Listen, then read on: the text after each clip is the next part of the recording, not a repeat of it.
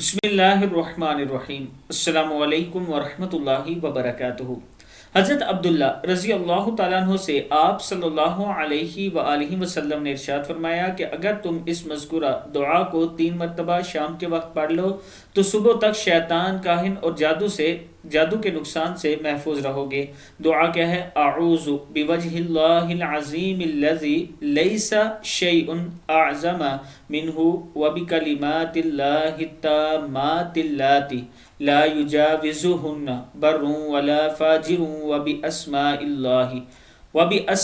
اللہ الحسنى كلها ما علمت منها وما لم اعلم من شر ما خلق وبرأ وذرأ۔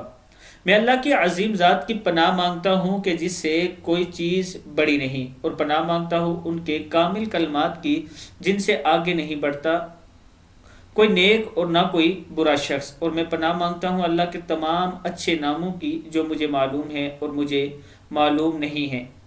تمام چیزوں کی برائی سے میں پناہ مانگتا ہوں۔ میں اپنے دوستوں سے گزارش کروں گا کہ اس ویڈیو کو آپ دوستوں نے آگے ضرور شیئر کرنا ہے، اور اگر کسی دوست نے ابھی تک ہمارے چینل کو سبسکرائب نہیں کیا تو ضرور کر لیں۔ السلام علیکم ورحمۃ اللہ وبرکاتہ۔